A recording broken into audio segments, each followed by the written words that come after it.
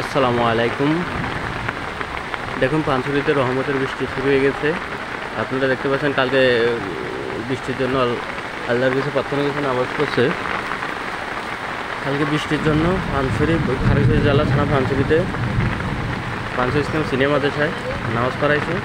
আজকে আল্লাহর রহমতে বৃষ্টি শুরু হয়ে গেছে, আপনারা দেখতে পাচ্ছেন।